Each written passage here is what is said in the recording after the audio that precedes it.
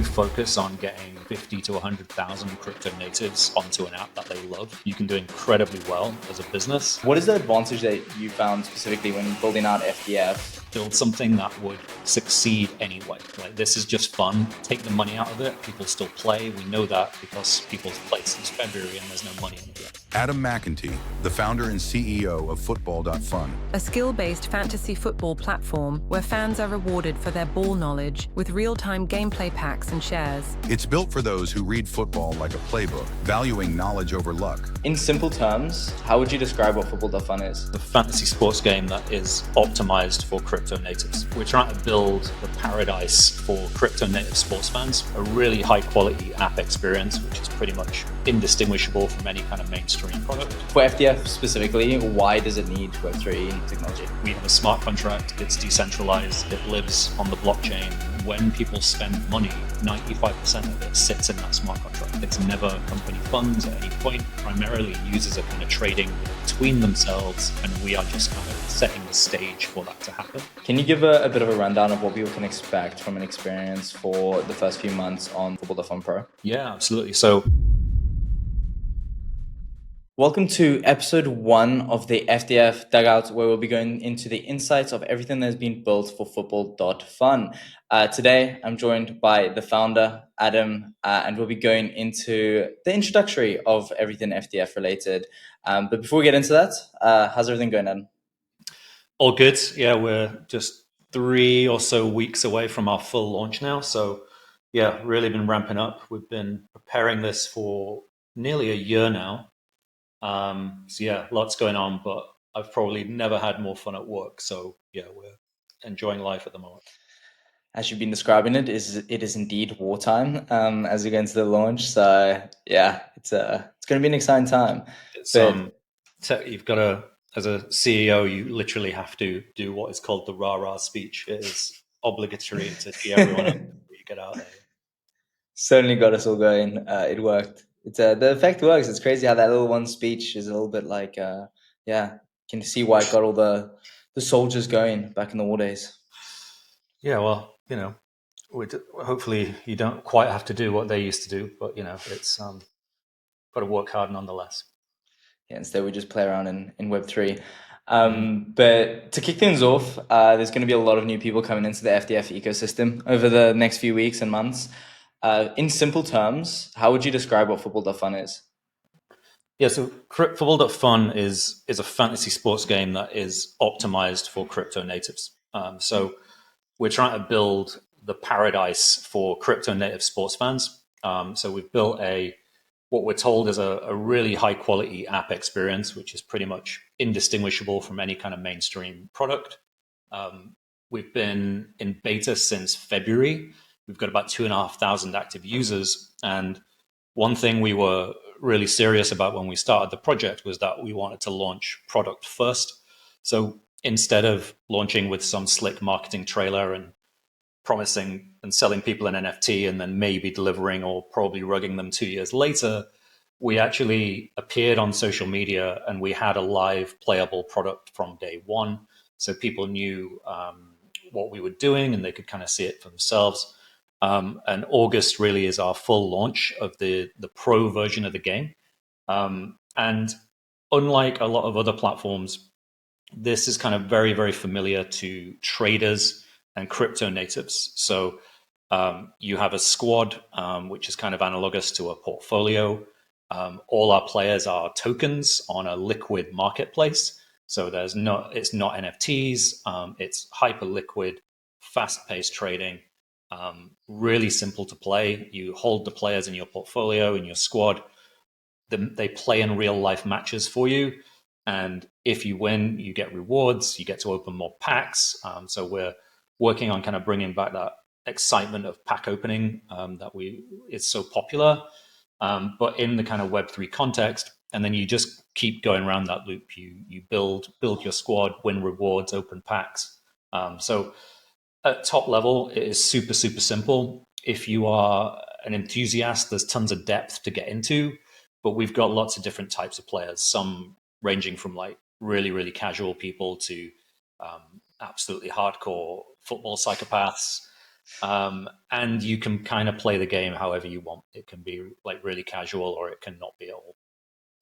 Yeah, I think even from the people I've been speaking to this week, there's been a common trend of them being like, oh, like I'm kind of the person that just kind of wants to get someone to tell me who the best picks are, buy them, and let them sit there and just win rewards over and over again. And then there's been other people who will be like, oh yeah, I used to play like this. I used to do a lot of data and everything like that. And you kind of really start to see the personas show. Even in like the Club World Cup, we saw a lot of that, where we saw a lot of people sometimes just supporting certain players and hoping them to just like stick with them through the tournament if they're going to go to knockouts, or those who are data nerds, not to name names, but we know who they are in the community. Yeah, it's funny. It's like, and you don't even know which one is best, which is kind of the interesting thing. So it's a little bit like crypto trading in that you've got guys who just buy spot and buy Bitcoin and sit on it. And then you've got guys who trade in the trenches every single day and like put in like hyper amounts of effort. And oftentimes you sort of think, hey, is the Bitcoin guy actually winning there? Because yes, he's certainly winning in terms of time. So yeah, it is quite, because it's a marketplace that is liquid, you basically see all the same behaviors and outcomes that you do in crypto. But I think what the difference is, as opposed to just like trading meme coins or whatever, is, and certainly this is why I prefer a game like this rather than meme coins, which I never fully got, is I understand why sports stars rise and fall on markets, or at least I think I do. Whereas I don't always understand why the picture of a cat is better than the picture of the frog. And I think there's probably now a crypto sort of proved people love speculation. They love speculating on social things. Sports has always been a hub for people speculating on outcomes. First time anyone ever kicked a ball, the next thing people did was speculate on who was better at it. You know, it's kind of totally native to sports fans, and it's native to crypto as well. So we're basically trying to combine those two things in a really kind of easy to play, really liquid, fast paced way. Yeah, I think it's interesting. I think you do see a lot of correlations between behavior of meme coin traders and football fans. Like a lot of people pick which one they think is the best, and then they then become an absolute fan. They become fandom around it. They become the biggest fan of like, nah, Yeah. Pepe is that one, or Fog is that one, and they'll die on that hill. It's the exact same as the way football fans respond. Absolutely. So my obsession is Harry Maguire. So my ambition in the game is to be the number one holder of Harry Maguire, which is not rational, but it does amuse me. So there've been moments just in beta where I was bull posting Harry Maguire just because it amuses me, and he does have the turning circle of a fridge. But there was also days where he did win, and those moments are kind of what is great about Football.fun. I think is that real life just throws up these situations that are not predictable, so that irrational things do happen, and then if you called it early, it makes you feel good. So I really like that aspect out of the game, and we've been really kind of enjoying playing along since February, and even a lot of people who don't even like football as well have got into it. So there's guys who were just kind of crypto traders, and they liked the marketplace, they liked how things kind of worked, and maybe liked the look of the app, but they knew nothing about football. Like 2-3 months on, they now know everything about football because they've just, it's a little bit like anything in crypto. Like if they like the product, they can learn about anything. That's like how everyone is an art expert after NFTs, or people are now DeSci experts, and what the fuck is DeSci? No one knows. But if you trade it, you learn it, and we've definitely seen that aspect of it as well with Football.fun. Yeah, I think there's like two moments during all the tests that really stood out, and obviously that was when Harry Maguire got the winner against Lyon. I think everyone went crazy on that day, and then obviously Chelsea beating PSG in the Club World Cup final were like two moments that were perfect. I mean, like if you were like against the norm, you could win so much, and it's like there was such a perfect example of what can happen if you go against what everyone kind of goes for. Yeah, I did that in the Club World Cup final. I sold all my PSG and bought Chelsea and won. But then I did the same thing in the previous final, like the Champions League final, and faded PSG, and that did not go well. So overall, ended up even. But I like to I think I do tend to kind of like to back the underdog. I just find it more exciting. And yeah, whether it pays off long term, we shall see. I mean, it makes sense why you're wearing a Moonbirds shirt in that case. Back in the underdog is Exactly. I was here way before they were cool last week. But yeah, I've held it for 2 years now. So yeah, good times on the member front. Can't say you're wearing the shirt as much when they were below an ETH, but we don't talk about that. That's true. I did wear the PFP though for a long time, and suffered quite a lot of memes for doing so. Yeah, that was even the case when I was telling you need to change it, but how times have changed, eh? Indeed. But I think another interesting thing I would like to touch on, where a lot of people, FDF sits in a very unique position in the way that it doesn't sit specifically in Web3 gaming. And I think that's something a lot of people kind of, when they first come to see what FDF is, they're like, is it a game? Is it a speculation market? Is it a trading market? How would you position it specifically when it comes to those niches? Good question. I think it's probably closer to the prediction market end of the spectrum than a Web3 game. But there are elements of gaming. So we borrow retention mechanics like pack openings and these kind of things. So on the surface, you can look at it and it looks a bit like a game, and it is an entertainment product. And I think objectively, like it looks more entertaining than something like a Polymarket. It's Polymarket is more of a kind of hardcore prediction platform, whereas Football.fun is more designed to be kind of definitely in the entertainment sort of space. However, when you dig underneath, it's very kind of decentralized finance in its construction. So we've basically built, you set off to think, oh, I'm going to build a fun football game. You actually end up building a bank and a marketplace, and also having to put a gaming element on top. So the biggest differentiator, or one of our biggest differentiators, is that live liquid marketplace, which runs on Uniswap logic. So it works exactly the same way that any DEX you know works. It's the XYK formula from Uniswap, and you get the sort of price mechanics exactly the same. So when we launched the market, the tokens start at a low price, and then what is the price? It depends what people do. So the price movements are completely responsive to user demand, exactly like any DEX. And no one's really done that before in this setting. So that's going to be really exciting to see.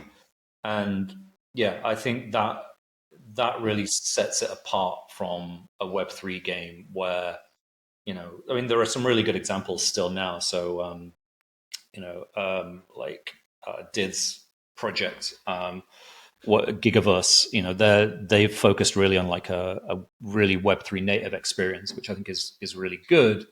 But you can see how our system is just completely different from that. They've got a very clear internal game loop. Ours is quite external in that you've got this app, but it's not the game. Right? What the game is actually the real life that is going on the screen when you're watching matches or checking sports, and also your group chat. Like that is kind of the game, because it's kind of giving your friends a platform to kind of gather around. So sometimes I describe Football.fun as a kind of second screen experience. It's actually the thing that makes you care more about your group chat and your friends and the real life sport. It's not something you play like a game. You're not sitting there for 4 hours sessions. It's a second screen experience, I would say.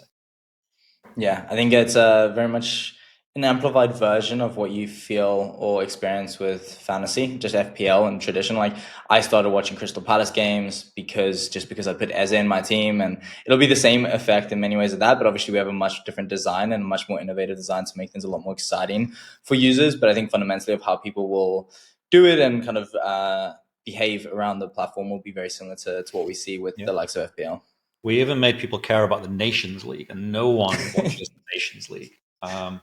And same in Club World Cup, like we kept 50% over 50% retention during the Club World Cup. And for a lot of football fans, that was just something they weren't that interested in.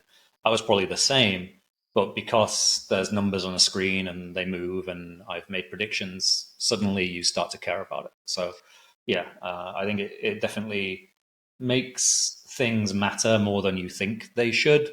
And even, even my wife plays now, and she's also too smart to humor me. Like, she genuinely does enjoy it. She's never taken any interest in football before, but now she does, because she's got this app and it gives her a reason to care. And she's learned all the different players as well.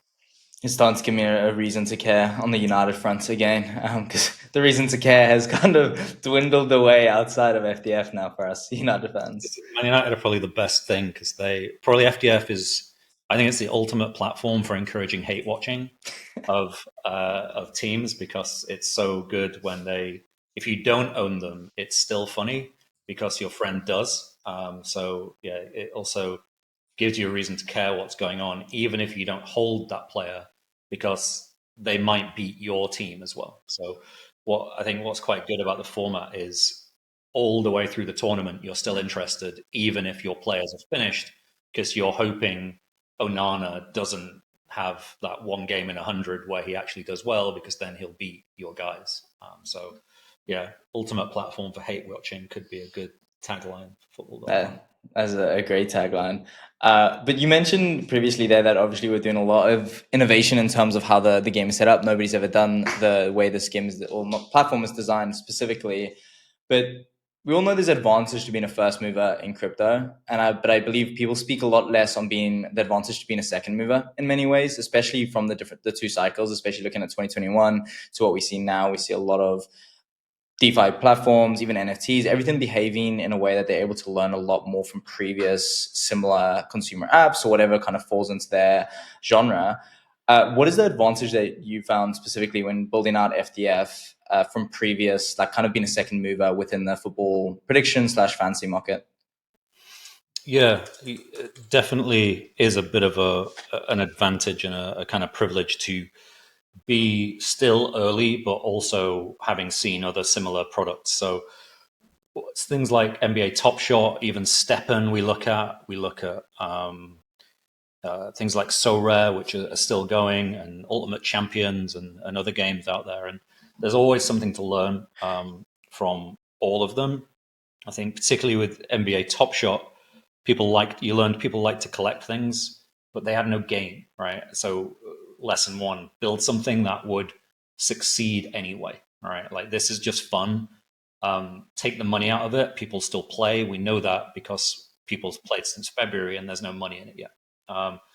Then you've got looking at things like FIFA Ultimate Team, or things that economies that kind of make you buy stuff and then take it away at the end of the season. This just really annoys people, and I think it's always annoyed people, but particularly in Web3, you have the social contract of like real ownership. So if you're selling, you own the game, you own your players, but you actually just sell them more cards or more assets later on, and then kind of devalue what people had. It breaks the social contract with your players. So we'll not go into like all the details of how, but like, this is something we've put a lot of effort and time behind the scenes into, as to making this a true kind of realization of that original intent of your players, your tokens, your wallet, and so we don't print another 7 billion Cole Palmers every season. If you hold the Cole Palmer, that's the Cole Palmer, and that's it. And there isn't 7 versions of them. It is one asset. It's just much more simple, and you hold them. And the second aspect, and I think this is a lot of the ways these platforms tend to go wrong, is always about like the reward mechanisms. Either there's not enough, or they give away too much, and they're constantly like seesawing between the two different kind of extremes. And it's often the reason you see these sort of long, torturous series of announcements where they're sort of increasing rewards and then changing the rules and all this stuff. It's usually because the underlying business model is a bit of a mess. So if you start out with a stable foundation, you won't have to do that. So one of the key things for us is maximizing rewards for players. So we've built as lean as possible. So we've minimized licensing deals so that we don't pay 40-70% revenue share to Manchester United if you want to sell a player card. We have avoided being on the App Store, so we don't pay 20-30% tax to them. Everything is geared towards returning revenue to players, because that is how you get retention. And we've got to be better than DraftKings. DraftKings are one of the biggest mainstream fantasy sports. People play it for the rewards. They're probably about 85% of their money they take in goes back to players. We're going to be higher, like significantly so. I would like to get to a point where we are net positive for players overall. And I think we can do that through, we're already quite close to that 100% mark. But then when you get into like our free-to-play version of the game, which we target, we'll probably push more next year at like a more mainstream audience. We're going to monetize that through traditional like advertising. And there's no reason you can't like take that revenue and put it back into the pro game, because that's really our focus when it comes to like the commercial aspect of it. So yeah, those are just like two of the major ways we differentiate, and have had the privilege of being able to learn from other products. And I guess the final one is just the simplicity. I think people get very confused when you change the rules all the time, particularly when people have like bought assets on a certain basis. It's like playing a game and halfway through people like flip the board over on you. So all of our design is about making it kind of simple, not having 10 different tournaments or 30 different flavors of card or whatever. So everyone just plays the same game. There's one tournament, everyone's in the same thing. And it's also affordable as well, so everyone can play in the same division, because you can play with $10 or $100,000, doesn't matter. So yeah, that's kind of how we're tackling those issues. And I think what people will see is that the game appears really simple. Behind the scenes, it's fiendishly complicated for us to put this together. Like, can't even describe in a sentence how difficult. But if we've got that right, it should actually translate to a really simple and stable game for players. Yeah, I think sometimes the beauty is in simplicity. I think you see a lot of the most successful crypto apps be the simplest, and a lot of them try to overcomplicate it, especially those who can't simplify it for the user, at least, are the ones that we see struggle the most in Web3 specifically. But as we go on to a little bit more around, whenever like I'm looking at new consumer apps or even just Web3 projects now, especially after seeing all that's happened like since the projects in 2021 and how it's all aged, is really understanding, is Web3 a necessity for this product? Like, does it actually need it, or are they just coming into Web3 because there's opportunity in Web3 to make products as such? For FDF specifically, why does it need Web3 technology? Yeah, you know what? I think you're right. It's probably getting better. So if we look back at like 2021, there was so many products that had no real cause for Web3 at all, but they were just jumping on this bandwagon. I think it's slightly better now, but it still happens. I would say unequivocally, though, I wouldn't build Football.fun without blockchain. I just wouldn't. I think we've seen Web2 iterations of sports trading in the past. The disaster of these things has always been the lack of transparency and the no trust in that platform. So in the UK, there was a big platform called Football Index that went under. I used to think I understood it. I made content around it. I lost money on it just like everyone else, because I had no idea how much money was actually in the platform. And they would if you're being generous, you could say they would over promise, but you could also say they were just lying, right, about how much money was there. And in this iteration, we don't hold the funds. Right? I like this because we have a smart contract. It's decentralized. It lives on the blockchain. And when people spend money, 95% of it sits in that smart contract. It's never company funds at any point. We take our fee for organizing the game, but primarily users are kind of trading between themselves, and we are just kind of setting the stage for that to happen. So I think it's a lot safer for users. It's a lot more transparent, and I like that aspect of it. The second is building on top of protocols like Uniswap and Base and Privy, our partners. It solves you a lot of problems.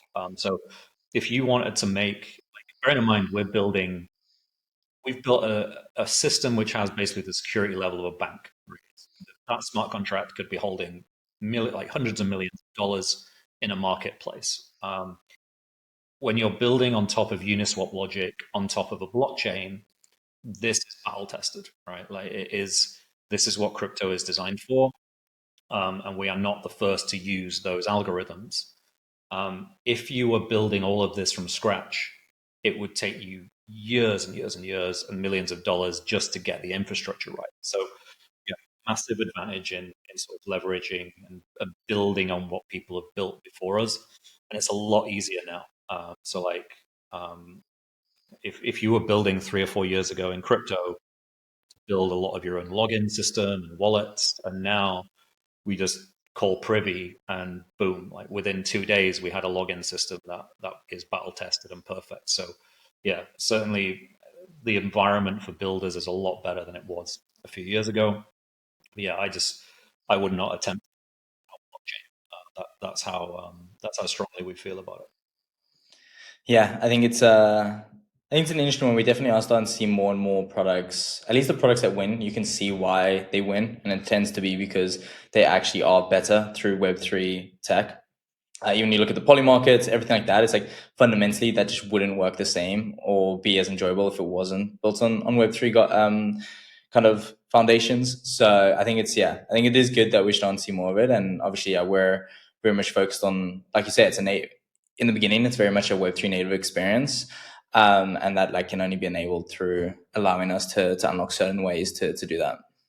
Absolutely. I think if you look at pretty much any of the major successful products, Hyperliquid, Pump.fun, they pretty much always tend to be trading or speculation based. Like Polymarket's the same. Everything, even OpenSea and Pudgy Penguins, like it is. If you really strip back why people are interested in those products, it's the speculation element and that side of things and the trading element. So this is why I think Football.fun has caught attention. So we were back in March, we were raising money at a time when no one was raising money. Like they were like, "You're crazy. No one is supporting anything right now." Nonsense, right? Like if your product is right, there was capital out there, and we did raise not because it's a sports game, but actually they saw that the underlying fundamentals here line up with what successful products do. And then you put the sports element on top, which is like mainstream, probably the most popular activity in the world. Go to any pub, certainly in the UK, but in other places, listen to the conversations around you. They're all about sport. They're all about football. And we're not stopping at football, incidentally. So the actual name of our company is Sport.fun. And we're going to be moving into NFL.fun and NBA.fun and any sport that has a market. But we're just starting with football because it's the one we know and it's the world's most popular sport. Yeah, and I think fundamentally football and fantasy and the world of it is, like you say, it's one that there's pretty much, even on the timeline, even outside of the pub, like not many people on the timeline speak about football because there hasn't been something to fundamentally speak about on the crypto Twitter that makes people engaged as such. around football specifically. But whenever people do posts around football, you see everyone come out the woodworks of being like, oh yeah, like I'm an Arsenal fan. And then you start to see the relationship start to build, the rivalry start to build. And there's surprisingly a lot more football fans than people realize in all kind of areas. It's interesting. Yeah, they've been they haven't mixed well, like historically. I think I don't know, maybe sometimes people think of sport as like a jock thing, or as crypto is kind of a bit of a nerd thing. But there's huge crossover. Like in every community that I'm in, once people learn about football.fun, you find like the most unexpected people are like, oh, I'm an Arsenal fan, I'm a Leeds fan, or whatever. So yeah, they are definitely out there. I think what they have lacked is a product that really was built for them. And yes, there've been sports products, but and I think going back to the previous question of like lessons learned, a lot of sports products tried to skip the crypto step. And they went, oh, we're kind of too good for crypto Twitter. We don't want those users. We want mainstream. Probably still even now, the world is not ready for a 50 million person consumer crypto app. It's still too early. But if you focus on getting 50 to 100,000 crypto natives onto an app that they love, you can do incredibly well as a business.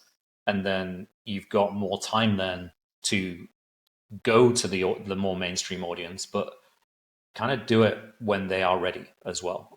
It is simply too hard to convert people to crypto. That will happen at some point. And if you're ready and you're kind of the best product in that niche, then you will pick up at that time. But at the moment, we're just focusing on building like crypto native sports fans paradise. I think that's the right thing to do. Yeah, I think surprisingly, a lot of people actually got into crypto through those sports apps. Like a lot of people I speak to got in through Top Shots. All of these are like similar products at the time. And like to this day, I've spoken to a lot of people like, what has been your most like fun experience? And they still go back to those. And I think those fundamentally showed the product market fit from an audience perspective, but they just didn't have the depth from a product perspective that could like retain users and kind of grow with them. But I think a lot of people have forgotten that. Everyone's like, oh, when's the next NFT like cycle coming? And like we're kind of seeing all the cycles come back, right? In the Web3 space. You've seen all that happen in 2021, have the evolved version come back in this cycle. But something nobody's really spoken about is like last cycle, that was like one of the biggest niches was the sports vertical and the crossover between the two. So I'm excited for us to be able to bring that back to Twitter and bring some of that nostalgia back, because I think from a vibes and fun perspective, yeah, I think that was hands down some of the best experience a lot of people have had in the space. Yeah, I would agree. And I don't know, I can't quite put my finger on why, but it's so much more fun to like the PFP projects were the most fun I ever had in crypto, because it did foster kind of a community around a thing in a way meme coins kind of didn't. Like there wasn't necessarily like a community around a particular meme coin. There was a bit, but it didn't seem as fun. I think with Football.fun, you've got the tradability of tokens, but people do kind of like gather around particular players and like pick players even though they're irrational. So for me, it's Maguire. For a lot of the American players we have, it's Pulisic, just because he's like their guy. And I think you definitely see that same sort of tribalism in Football.fun. And I think the reveal experience we have coming up as well with the pack openings is kind of going back to that same fun moment of like you do your NFT mint, and then a couple of days later you find out what you've got and you're sharing them with your friends. These were like some of the best moments in crypto. And I was terrible at it because I know the meta was always to sell before reveal, but I never did because it was just kind of fun. Neither did I. What if you fumble like the one of one, which one of my friends did once, and he sold one of his 4 to try and cover his mint price, and that one he sold was $30,000. Unlucky. So statistically, I think it is better to always sell, but yeah, not always. So yeah, but yeah, That in Football.fun, it's because we're curating like 100 really, really good players for that reveal. You pretty much don't get any bad ones. Some are just kind of maybe a bit more exciting or more interesting to you than others, but yeah, they're all good. I actually think it's going to be interesting. I think the one of the bigger things is not just going to be how good they are. I think it's going to be the team they play for. I think it's going to be people pulling players and be like, oh yeah, I got players from the team that I support. Or oh, like in my case, like I don't want to pull an Arsenal player. If I pull like Saka as my top owner, I'm be fuming because like it's like there's going to be that. I think that's going to actually play a bigger part for me on the reveal. It's like not like do I get a Yamal? It's like okay, just like do I get from the teams that I win from? Like are they majority from the teams that I really like? And I Yeah, think that's gonna be interesting. it does highlight that in the reveal. So like it shows you like what's your most packed club or packed league and your big player. So yeah, it's going to happen where like you pull Saka as like your biggest pull, and that's just going to be great. Yeah, I'm looking forward to seeing how it all plays out. And I think yeah, like I think something I've been very vocal about is like that experience is something like that I'm most excited about. Is like we haven't had a moment that had meaning from like a reveal standpoint and so long. Like anything anyone ever cares about is just getting into meme tokens and doing a certain thing, and that has a side of fun. And I think they definitely it's totally understandable. But we haven't had that moment, like you say, of like just like waiting for that reveal day where you're all just like at your PC refreshing who gets the reveal first, sharing it around.